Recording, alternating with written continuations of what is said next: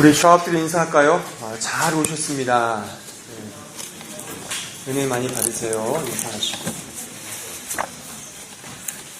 하나님 말씀을 같이 보겠습니다. 마태복음 2장 13절로 15절입니다.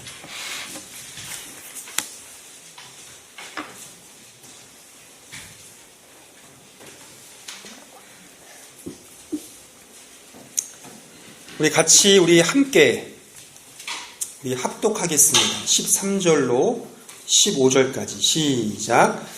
그들이 떠난 후에 주의 사자가 요셉에게 현몽하여 이르되 아기를 찾아 죽이려 하니 일어나 아기와 그의 어머니를 데리고 애굽으로 피하여 내가 내게 이르기까지 거기 있으라 하시니 요셉이 일어나서 밤에 아기와 그의 어머니를 데리고 애굽으로 떠나가 헤롯이 죽기까지 거기 있었으니 이는 주께서 선지자를 통하여 말씀하신 바 애굽으로부터 내 아들을 불렀다 함을 이루려 하심이라.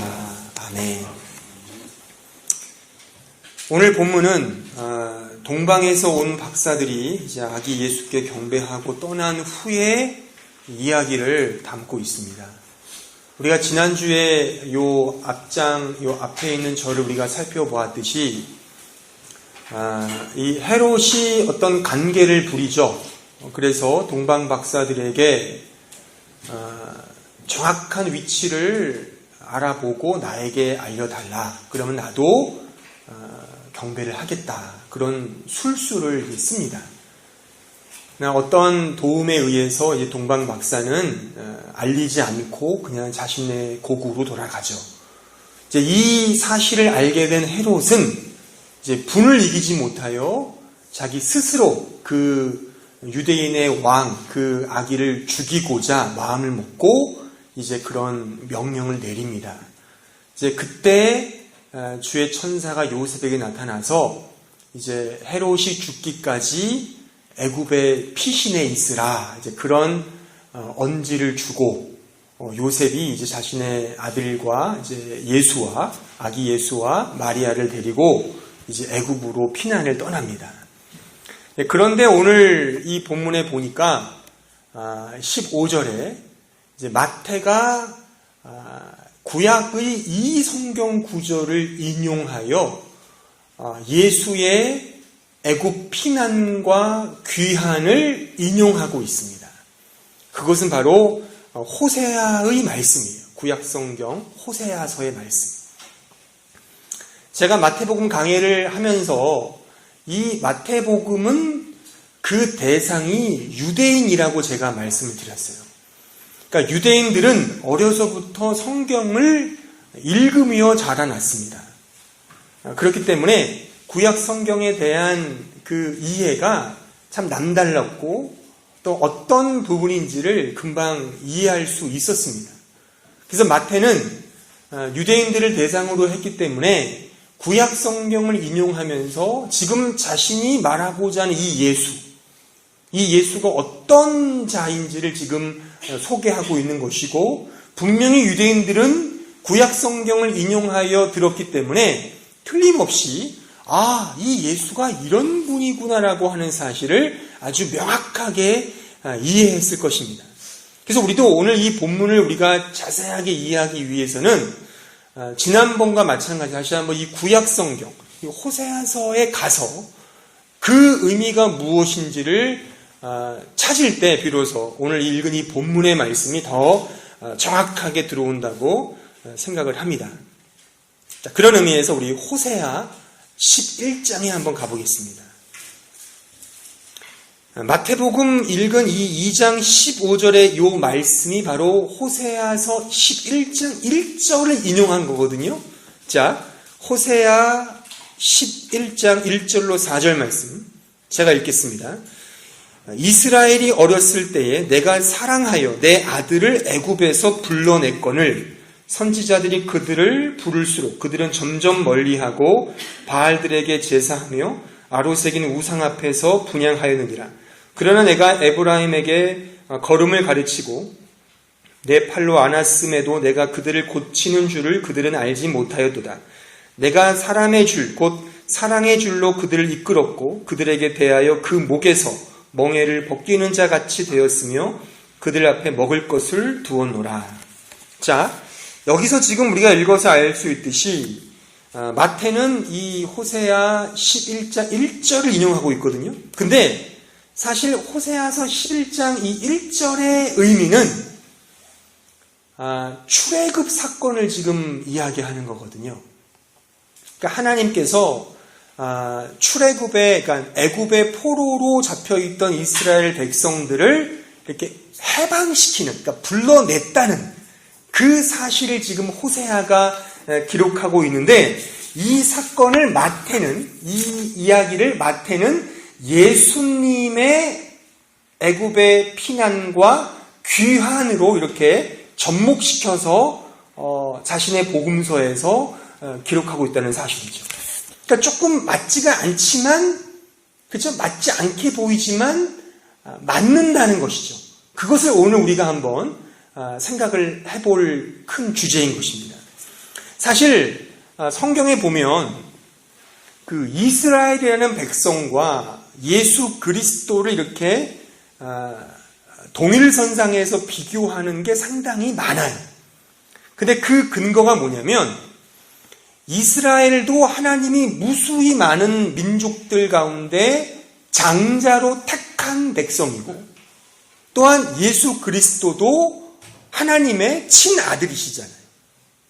그리고 애굽에 들어간 이유도 다 생명의 위기로부터 모면하기 위하여 애굽에 들어갔거든요. 그래서 이스라엘이라고 하는 그 야곱 그 가족이 다 왜 애굽으로 갔습니까? 그러니까 그 가뭄이 심했을 때 이제 그 가뭄을 피해서 애굽으로 들어가지 않습니까? 동일하게 오늘 읽은 본문처럼 예수도 헤롯의 칼날을 피하여 이제 애굽으로 들어갔죠. 또한 하나님 입장에서 보면 하나님은 이스라엘 백성을 택하여 그들을 구원의 어떤 증표로 삼으시죠. 이 모든 인류의 대표자. 동일하게 하나님께서는 예수 그리스도를 구원자로 세워서 인류의 구속의 계획을 세우십니다. 그러니까 이렇듯 예수와 이스라엘 민족 간의 그 어떤 상관적 관계를 성경은 아주 많이 빈번하게 이 성경에서 묘사하고 있다는 사실을 우리는 알 수가 있습니다. 다시 말하면 이스라엘의 전 역사, 그들의 민족을 바로 메시아 예수의 모형으로 삼는다는 거죠. 좀 어렵죠? 이해가 안 되십니까? 우리가 그걸 이해를 하셔야 되는 거예요. 뭐 이렇게 쉬운 말을 어렵게 하느냐, 그렇게 이해할 수 있겠지만 자고로 쉬운 말을 어렵게 하고 어려운 말을 쉽게 하는 게 실력자입니다. 잠깐 저의 자랑을 한번 했습니다. 어쨌든 이해를 잘 하셔야 돼요. 그래서 이스라엘 백성과 예수, 메시아 예수의 이 상관관계를 우리는 이 오늘 말씀을 통해서 이해를 해야 되는데, 그래서 우리가 이 호세아의 말씀을 좀 더 깊이 이해를 할 필요가 있어요. 이 호세아서를 기록한 사람은 말 그대로 호세아 선지자죠. 이 호세아는 BC 755년부터 710년경에, 그러니까 지금부터 한 2700여 년 전에 활동하던 선지자였어요. 이 호세아의 이름의 뜻은 우리가 알듯이 구원이라는 뜻이에요. 구원. 그래서 사실 이 호세아와 모음을 조금 달리하지만 발음이 여호수아도 같은 의미예요. 그러니까 자음이 같아요. 이 밑에 모음만 좀 다르거든요. 그러니까 호세아, 여호수아. 그리고 요 히브리어의 요 의미를 헬라식으로 발음을 하면 이게 예수가 되는 거예요. 예수. 그러니까 우리로 예를 들면 토메이토. 이것의 한국식 발음이 토마토, 버네나가 우리나라 발음을 바나나. 그렇잖아요? 그러니까는 이 호세아의 히브리식 발음을 헬라식으로 하면 예수가 되는 거예요. 그러니까 예수라는 그 의미도 구원이란 뜻이거든요. 그러니까는 결국에 이 호세아서의 궁극적인 메시지는 하나님의 구원입니다. 그런데 여러분들이 이 호세아서가 14장으로 되어 있는데 이 말씀을 쭉 한번 읽어보시면, 길지가 않아요. 한번 읽어보세요. 아주 집에 들어가셔서 읽어보시면 하나님의 구원과는 조금 상반된 하나님의 심판, 하나님의 진노, 그런 것들이 쭉 기술되어 있거든요. 그러면서 하나님의 은혜와 사랑, 그러니까 14장에 해당하는 그 말씀이 계속 소위 꽈배기처럼 하나님의 진노가 임했다가 하나님의 은혜가 임하고 하나님의 심판과 하나님의 사랑이 이렇게 꽈배기처럼 엮어지면서 기록된 말씀이 호세아의 말씀입니다. 근데 그럴 수밖에 없는 이유가 하나님의 사랑과 은혜임에도 불구하고 그 은혜를 받는 이스라엘 백성들이 얼마나 하나님에 대하여 불신앙하는지, 하나님을 믿지 않고 우상을 섬기며 갖은 잘못된 악행을 저지르는, 그래서 하나님이 내가 너희들을 칠 것이다, 그렇게 진노를 퍼부으시면서 또 은혜를 베푸시고, 그런 말씀으로 기록된 것이 이 호세아의 말씀이에요. 심지어 하나님의 진노가 얼마나 큰지를 이 말씀을 대언하고 있는 호세아의 가정 생활을 통하여 그 마음을 읽게 해주시거든요. 그러니까 이게 무슨 말이냐면, 호세아가 아내를 맞이하는데 이제 그 아내를 맞이하면서 하나님의 그 심정을 이렇게 감정이입시키게 한단 말이죠. 어떤 아내를 맞이하길래, 우리 1장에 가보시겠습니다. 호세아 1장 2절의 말씀 볼게요. 호세아 1장 2절. 자, 여호와께서 처음 호세아에게 말씀하실 때 여호와께서 호세아에게 이르시되 너는 가서 음란한 여자를 맞이하여 음란한 자식들을 낳으라. 이 나라가 여호와를 떠나 크게 음란함이니라 하시니. 자, 호세아에게 여호와께서 말씀하시기를 음란한 여인을 너의 아내로 맞아들어라. 그러면서 이 백성들이 얼마나 음란한지를 내가 너에게 알게 할 것이다. 그러니까 음란함이라고 하는 것은 뭐예요? 이것을 영적으로 말하면 하나님께 대한 불신앙을 말하는 거죠. 하나님을 섬기는 백성임에도 불구하고 하나님을 섬기지 않고 우상을 섬기고 가진 악행을 저지르는 음란과 같은 거죠. 자기 지아비에게 순결과 정조를 지키지 않고 다른 문 남자들에게 자기를 막 맡기는 그런 아주 불순한, 음란한 그런 여인을 자신의 아내로 맞이하면서 하나님의 마음을 알게 하는. 참 여담이지만 이 당시 선지자들은 이랬었어요. 하나님의 마음을 알기 위해서 이런 실제 자기가 그런 것들을 겪게 하는, 참 이 선지자직의 상당히 어미로움, 어떤 그런 엄중함, 또 진중함을 우리가 읽을 수 있겠죠. 하여튼 하나님께서 이렇게 여호수아에게 음란한 여인을 이제 아내로 맞이하게 합니다. 근데 심지어 또 그 아내를 통하여 낳는 자녀들의 이름을 지으면서 하나님의 그 진노의 마음이 더 강화된다는 것을 알 수 있죠. 자, 호세아 1장 3절을 보실까요? 계속 보시면, 이에 그가 가서 디블라임의 딸 고멜을 맞이하였더니 고멜이 임신하여 아들을 낳으매 여호와께서 호세아에게 이르시되 그의 이름을 이스르엘이라 하라. 조금 후에 내가 이스라엘의 피를 예후의 집에 갚으며 이스라엘 족속의 나라를 패할 것임이니라. 그 나라 내가 이스라엘 골짜기에서 이스라엘의 활을 꺾으리라 하시니라. 자, 이 음란한 여인의 이름이 고멜이에요. 고멜. 그러니까 이 고멜을 아내로 맞이하여 아들을 낳아요. 첫 아들을. 근데 그 아들 이름을 뭐라고 짓게 하느냐? 바로 이스르엘. 그 이스라엘이라는 이 말의 의미는 하나님이 흩으심, 흩은다 이거죠. 이건 다시 말하면 하나님이 심판하신다는 뜻이에요. 이 이스라엘이라는 이 단어는 사실 이 북쪽 이스라엘, 그러니까 그 북이스라엘의 어떤 한 지역 이름을 지칭합니다. 근데 그 지역은 어떤 지역이냐면 그 갈릴리 지방과 이제 그 사마리아 지방을 이제 경계하는 그 이스라엘 골짜기가 있는 골짜기 유명한 지역인데, 그러니까 서쪽으로는 지중해 연안이 있고 이제 동쪽으로는 요단강이 흐르는 그 팔레스틴 중부에, 여러분들이 나중에 성경책 뒷면에 보시면 그 팔레스틴 지도가 있거든요. 그 중앙을 딱 보시면 거기에 이스라엘 지역이에요. 이스라엘. 그러니까 여기는 아주 그 충적층으로 덮여 있고 강수량이 많아서 상당히 비옥하고 기름진 땅이에요. 그래서 아주 농업이 왕성했던 지역이었고 또한 군사적으로 아주 중요한 요충지였어요. 그래서 이 지역에서 상당한 역사적 사건이 많이 일어났어요. 예를 들면 그 북이스라엘 역사만 이야기하면 북쪽 이스라엘, 그 북이스라엘 왕국의 그 총왕의 그 숫자가 19명이었거든요.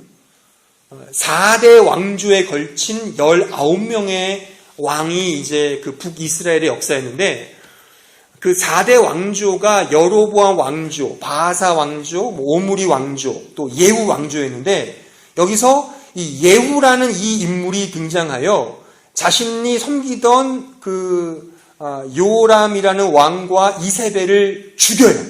그러니까 무력 쿠데타를 일으키면서 새로운 왕조를 일으키거든요. 예후가. 그 지역이 이스라엘이었어요. 그러니까 이스라엘 이 지역은 어떤 쿠데타의 본거지였고 상당히 피바람, 이 피냄새가 막 이렇게 풍성한 그런 지역이에요. 그러니까는 지금 하나님께서 호세아에게 이스라엘이라고 이름을 지은 의도가 뭐겠어요? 내가 심판하겠다 이거예요. 내가 그 이스라엘에서 일어난 그 사건처럼 지금의 지금 예후가 이제 마지막 북이스라엘의 왕조거든요. 그 왕조를 내가 쓸어버리겠다. 즉 뭐예요? 하나님의 심판을 의미하는 거죠.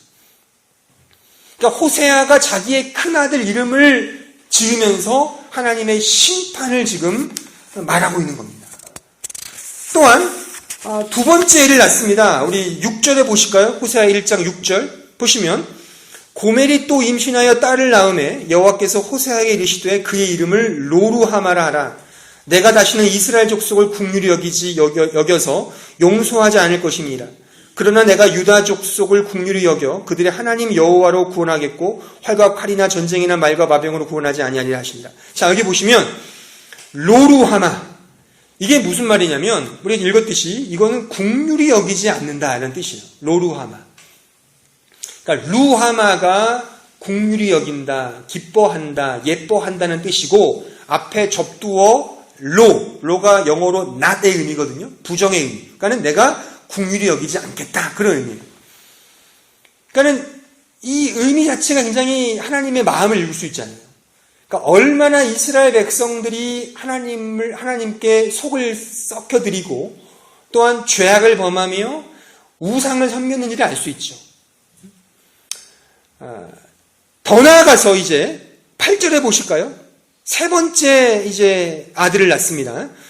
자, 고멜이 로루하마를 젖된 후에 또 임신하여 아들을 낳음에 여호와께서 이르시되 그의 이름을 로암이라 하라.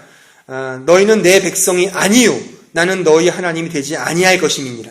보세요. 로가 부정을 했죠. 암미가 백성이라는 뜻인데 너는 내 백성이 아니다. 그런 이름을 호세아의 이제 세 번째 아들의 이름을 붙여주면서 하나님의 그 마음, 하나님의 진노, 그 심판, 이제 나는 너의 백성이, 너는 내 백성이 아니다 이거죠. 우리가 지난번에 우리가 그 부흥 사경회 때 제가 언약을 이야기하면서 언약의 핵심되는 내용이 뭐라고 그랬어요? 하나님은 나의 아버지가 되고 나는 그러니까 너희들은 나의 백성이다 이거잖아요. 백성과 아버지의 관계가 이게 언약의 중요한 내용인데 지금 하나님께서 뭐라 말씀하시는 거예요? 너는 내 백성이야. 그 언약을 거의 파기할 정도로 그런 지금 말씀을 하시는 거예요. 이 의미를 통해서. 그러니까 처음에 이스라엘, 하나님의 심판, 로루하마, 국률을 베푸지 않겠다, 로암미, 내 백성이 아니다. 그렇게 점층적으로 진행하면서 하나님의 그 마음, 이스라엘 백성들에 대한 하나님의 진노가 극에 달하 있다는 사실을 좀 알 수 있죠. 그런데 이러면서 또 하나님 말씀하세요. 뭐라 말씀하시느냐? 다시금 구원과 회복을 말씀하시죠. 자, 호세아 1장 10절입니다. 10절에 보시면 그러나가 중요해요. 역접이죠. 그러나 이스라엘 자손의 수가 바닷가의 모래같이 되어서 헤아릴 수 없고 살 수도 없을 것이며 전에 그들에게 이르기를 너희는 내 백성이 아니라 한 그곳에서 그들에게 이르기를 너희는 살아계신 하나님의 아들들이라 할 것이라. 이에 유다 자손과 이스라엘 자손이 함께 모여 한 우두머리를 세우고 그 땅에서부터 올라오리니 이스라엘 날이 클 것이미로다.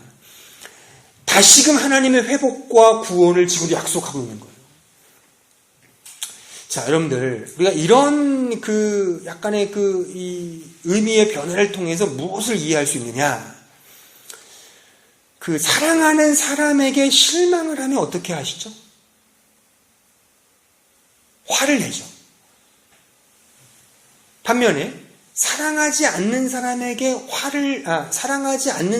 실망을 하면 어떻게 하죠? 말이 틀렸죠. 사랑하지 않으면 실망도 안 하죠. 왜요? 사랑을 안 하니까. 관심이 없는 거죠. 그러니까 우리가 지금 이 호세아의 메시지를 통해서 우리가 알 수 있는 것은 하나님의 그 마음이 지금 화가 났어요. 근데 화가 난 이유가 정말 그들을 버리고 내팽개친다는 의미가 아닌 겁니다.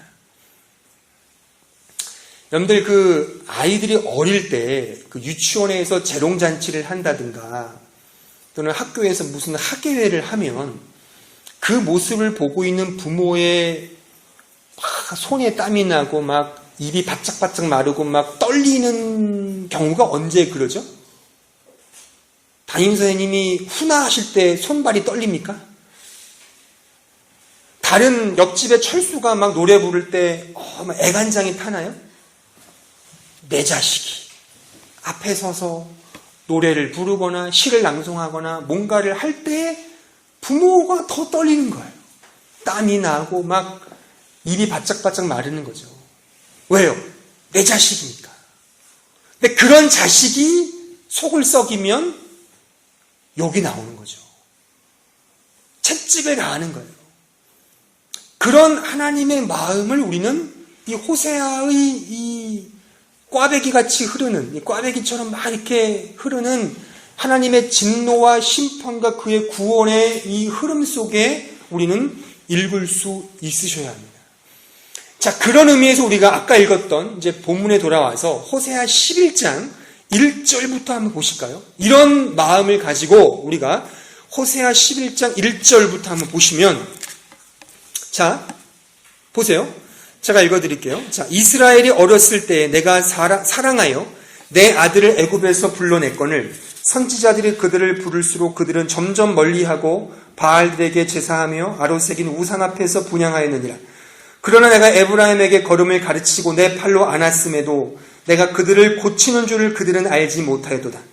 내가 사람의 줄 곧 사랑의 줄로 그들을 이끌었고 그들에게 대하여 그 목에서 멍에를 벗기는 자 같이 되었으며 그들 앞에 먹을 것을 두었노라.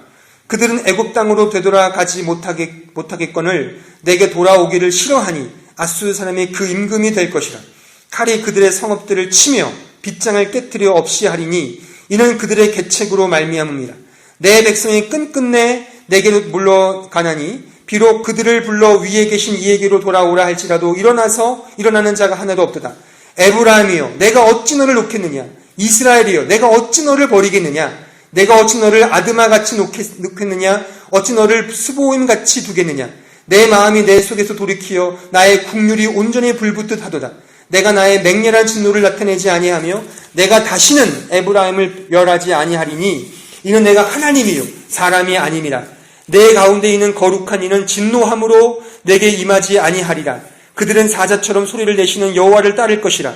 여호와께서 소리를 내시면 자손들이 서쪽에서부터 떨며 오되 그들은 애굽에서부터 새같이 아수에서부터 비둘기같이 떨며 오리니 내가 그들의 집에 머물게 하리라. 나 여호와의 말이니라. 의미를 아시겠습니까? 지금 이 구절 속에 하나님의 어떤 심판도 있지만 내가 너희를 심판한 이유를 너희는 알겠느냐? 내가 너희를 버리겠느냐? 내가 너희를 놓겠느냐? 내가 너를 심판하는 이유가 뭔지 아느냐? 지금 그걸 우리에게 알려주고 있지 않습니까? 여기 특별히 1절에 어렸을 때라는 말은 뭐냐면 이것은 그들이 어떤 일을 할 수 없었을 때, 어떤 도울 만한 힘도 없고 경험도 없고 나약할 때 내가 너를 불렀다는 거예요. 사랑하여 불렀다. 이 사랑한다는 말은 이 히브리어로 아하부란 말인데, 이 아하부란 말은 선택적 사랑이에요. 그러니까 종합해서 말하면 이것은 선택을 받은 입장에서 뭔가 조건이 있고 어떤 그럴 만한 자격이 있어서 선택한 것이 아니라 하나님께서 그냥 아무런 이유 없이 그분의 사랑과 그분의 은혜로 그를 불러냈다는 거예요. 부름을 받은 자 입장에서 어떤 조건이나 어떤 이유가 없어요.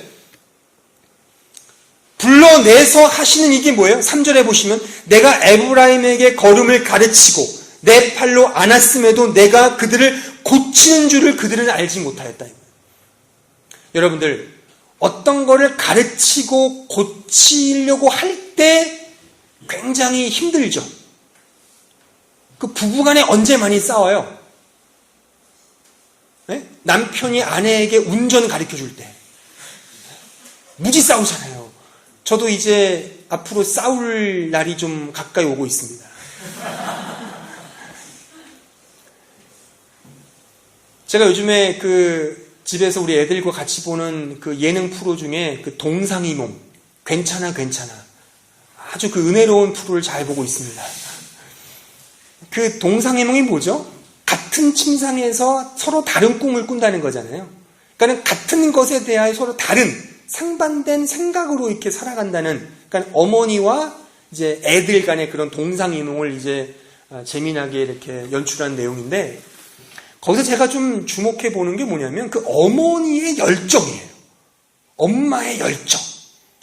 그러니까 애는 싫어해도 엄마는 그냥 애를 들들 볶는 거예요.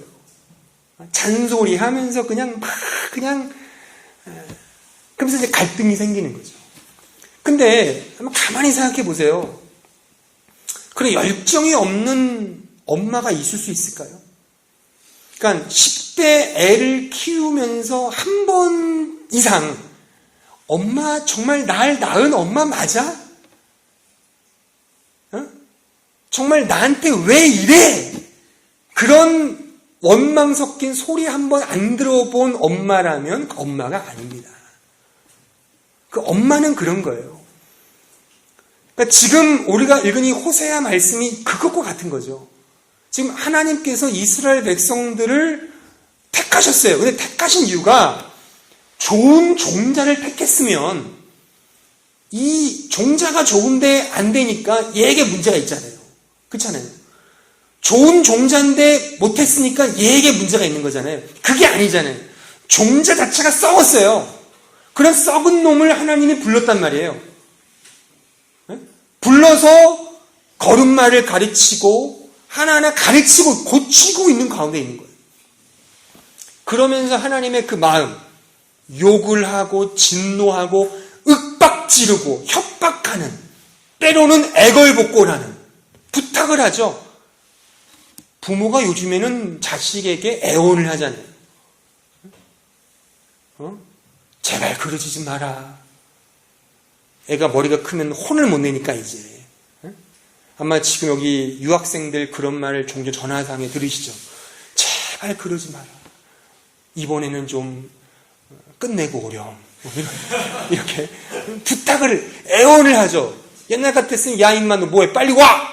그렇게 윽박지르지만 이제 머리 크는데 때릴 수도 없고 애원을 하죠. 그게 이제 부모의 마음인 것처럼 지금 하나님이 지금 그렇게 이스라엘 백성들을 요리하고 있는 겁니다. 훈련시키고 있는 거죠. 그게 이 호세아의 말씀이고, 지금 호세아서는 그래서 하나님이 애굽의 종되었던 그 백성들을 불러냈다는 거예요. 근데 그 사실을 마태는 예수님으로 적용을 해서 예수가 애굽에 피신하고 그를 불러냈다는 쪽으로 지금 마태는 자신의 복음서에서 인용하고 있는 거예요. 자, 그러면 어떻게 연결이 됩니까? 이스라엘을 하나님이 포기하지 아니하시고 그를 계속해서 불러내시는 그 하나님의 그 의지, 그분의 사랑, 그분의 이 마음을 중심에서 본다면 이스라엘을 불러내신 하나님, 그들의 조건과 그들의 상황을 보지 않고 그냥 은혜로 불러내신 거예요. 그래서 구원의 백성으로 삼아 주신 거죠. 그 사실을 마태는 예수를 불러내신 거예요. 왜요? 불러내셨다는 의미를 조금 바꿔서 예수라는 그 하나님의 아들을 이 메시아로, 구원자로 세우셔서 이제 새로운 하나님의 백성의 구원의 완성으로 그 계획을 성취하시는 것으로 세웠다는 것이죠. 하나님의 아들을 불렀다는 이 의미 속에 가지는 이 두 가지 의미를 아셔야 돼요. 호세아서로 말하면 하나님의 구원의 백성을 이루신 것이죠. 예수를 불러서 구원자로 세우신 거예요. 그리고 이제 영적 이스라엘로 대변들, 그러니까 이 이스라엘로 대변되는 영적 이스라엘, 그의 백성들 모두를 예수를 통하여 하나님 백성으로 불러내시는, 지금 우리도 그 안에 포함되어 있다는 사실을 아셔야 됩니다. 하나님께서는 예수를 구원자로 세우셔서 갖게 되는 그 호세아의 그 어떤 이 불러냄의 완성. 예? 그러니까는 이스라엘 백성을 불러내신 것처럼 이제 우리들을, 예수 그리스도를 머리로 하여 우리를 불러내시는 거예요. 불러내시는 그 하나님의 그 마음과 의지를 여러분 아시겠습니까?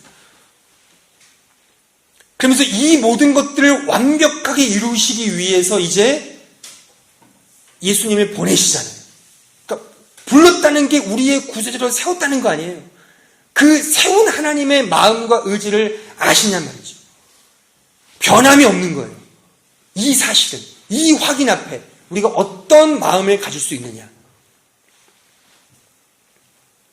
이것은 결론적으로 말씀을 드리면 우리를 부르시고 우리에게 찾아오시는 하나님께서 우리의 죄악됨, 패역함, 부족함, 불순종, 부패함, 더러움, 오염됨 등을 극복하시고 신실함으로 사랑과 긍휼과 인애와 자비로 우리를 하나님 백성으로 만들어 가신다는 하나님의 그 의지와 그분의 뜻, 그분의 열정을 우리는 이해할 수 있는 거예요.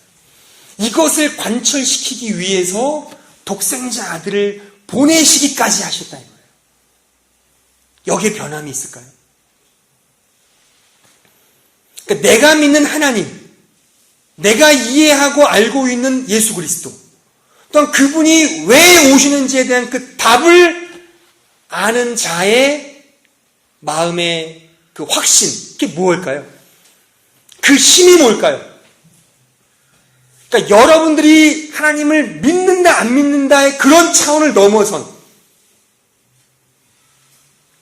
하나님께서 이 구속사를 이루기 위해서 지금 이 세상에 하나님이 그의 독생자 아들을 보내셨다는 이 사실, 애굽에서 불러내서 우리의 구원자로 세웠다는 이 사실이 갖는 의미를 우리는 놓쳐서는 안 된다는 겁니다.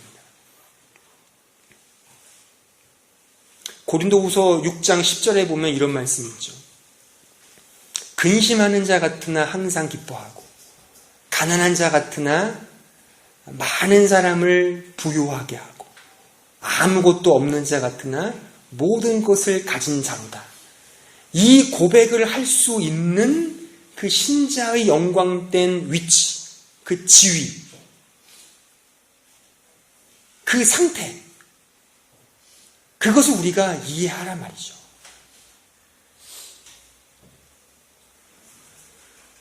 말씀 마무리 짓겠습니다. 오늘 이 마태복음에 아들을 불렀다는 이 말은 호세아서의 출애굽을 이제 마태가 인용하고 있는데, 출애굽의 의미가 뭐예요? 하나님이 하신 거잖아요. 하나님이 이스라엘 백성들을 택하여 그들을 불러내신 거라는 거예요. 그 사실을 마태는 예수가 애굽으로 피난하여 다시 귀환한 사실로 접목시켜서 우리에게 뭐를 보여주고 있는 거예요? 이 모든 것들 아우러서 이제 지금 우리들, 여러분들의 하나님이 예수 그리스도를 구원자로 세워서 불렀다는 거예요. 그분이 부르신 거예요. 그 부르신 이후에는 여러분들의 어떤 자격이나 조건이 있지 않습니다. 내가 잘나서, 내가 어떤 일을 할 만해서 하나님의 신자가 되었다고 생각하십니까? 그러니까 예수 믿는 첫 시작이 내가 심지어 회개해서 주님 믿었다. 내가 어떻게 해서 믿었다고 생각을 하면 그 이후부터는 뭐예요? 절망밖에 없죠. 왜요? 이제 그 수준이 안 되는데. 여러분 그렇지 않으세요? 여러분들 한 주간의 삶이 여러분 예수를 믿은 그 어떤 부분에 처음 믿었을 때 그 열정보다 지금이 좀 더 낫습니까? 뭐 낫다면요 제가 할 말은 없겠지만 우리의 신앙생활이 호락호락하지 않더라고요. 처음 신앙을 시작할 때보다 점점 어려워요. 어떻게 보면 처음 예수를 믿을 때는 정말 내가 막 불로불로 난리를 쳤는데 점점 갈수록 그 믿음과 열정은 식어지고 심지어 어떤 경우에는 정말 하나님이 계시기는 계신 걸까? 그런 의심과 의혹을 가질 때가 있어요. 좀 그렇다는 얘기예요. 그것이 맞다는 걸 제가 지금 말하는 거예요. 네? 그러니까 우리는 처음도 그렇고 지금도 그렇고 형편없어요. 네? 형편없어요. 형편없는 게 우리의 신앙의 현 주소입니다. 그런 우리를 하나님께서 은혜로, 그분의 인애로 놓지 않고 있는 게 신앙생활인 거예요. 내가 붙잡고 있다고 생각하지 마세요. 하나님이 지금 붙잡고 있는 거예요. 또한 아까 제가 예를 들었듯이 여러분들 한 사람 한 사람의 신앙의 그 과정을 보시면서 여러분들이 조마조마하는 것보다 하나님이 더 조마조마하십니다. 왜요? 그분의 사랑이 내가 저분을 사랑하는 것보다 크기 때문에 사랑하면 할수록 더 조마조마한 거죠. 성경에 보면 이 믿음이라는 그 단어가 쓰였던 용례가 있어요. 하나는 명사로, 하나는 동사로 쓰였는데 명사로 쓰여 있을 때는 믿음을 주셨다, 믿음을 얻었다 그런 식으로 쓰이고요. 동사로 쓰였을 때는 믿게 하셨다 이렇게 되거든요. 그러니까는 동사로 쓰일 때는 수동형으로 쓰여요. 그러니까 내가 믿는다는 표현은 별로 없어요. 이게 뭘 의미합니까? 또한 내가 믿는다라고 하는 표현을 쓸 때 조심해야 될 게 내가 믿어서 이 자리에 온 게 아니잖아요. 어떻게 보면 하나님의 그 놀라운 인도인 거예요. 이제 우리가 그 하나님의 열정과 그분의 뜻을 알진데 이제 내가 있는 이 위치, 내가 이 자리에 서 있는 이 위치가 이 위치에 서기까지 하나님이 하신 그 놀라운 은혜로운 일들을 보면서 이제 감격하고 내가 이렇게 사는 건 안 되겠구나 책임있게 내가 이제 하나님의 그 놀라운 은혜를 받은 자처럼 내가 이제 살아야지 그런 마음이 가지셔야 되는 거예요. 네? 하지만 그런 마음이 먼저 들어서 내가 믿음 생활을 시작하거나 동인이 돼서는 더 실패와 좌절밖에 없습니다. 사랑하는 성도 여러분, 그런 의미에서 우리가 이런 하나님, 지금 나를 여전히 불러내셔서 여전히 이끄시고 여전히 가르치시고 고쳐주시고 싸매어주시고 있다는 사실. 근데 고쳐주시고 싸매시고 가르치실 때 하시는 그분의 방편은 다 꼭 우리가 좋은 것으로 하시지 않는다는 게 또 우리의 문제겠죠. 때로는 채찍으로, 때로는 고난으로, 때로는 이 험한 십자가를 지게 하셔서 이 길을 걷게 하셔서 그 길이 도리어 하나님의 배려와 은혜라는 사실 우리가 오늘 말씀을 통하여 확인한 것입니다. 이 확인이 여러분들에게 용기와 담대함, 그리고 이것이 우리에게 정말 그 어떤 것과도 바꿀 수 없는 그 어떠한 사탄의 유혹과 사탄의 어떤 강압 속에서도 나는 결코 무너지지 않는다 이거죠. 나는 주 보혈 아래에 있다 이거예요. 그 어떠한 사단의 공격에도 불구하고 나는 넘어지지 않는다 라고 하는 이 확신이 어디에서 옵니까? 여러분들의 믿음, 여러분들의 확신, 여러분들의 어떤 고백, 그게 얼마나 나약하다는 걸 알잖아요. 확인하시잖아요. 그게 우리의 확신이 아니에요. 이 하나님, 이 예수 그리스도, 우리를 위해 이 세상에 성육신하신 이 예수 그리스도를 근거로 하여 우리의 확신과 믿음이 서 있다는 이 사실을 기억하시고 이 세상에 줄 수 없는 놀라운 위로와 기쁨을 누리시는 우리 모두가 되시기를 진심으로 바랍니다. 다 같이 함께 우리 찬송가 391장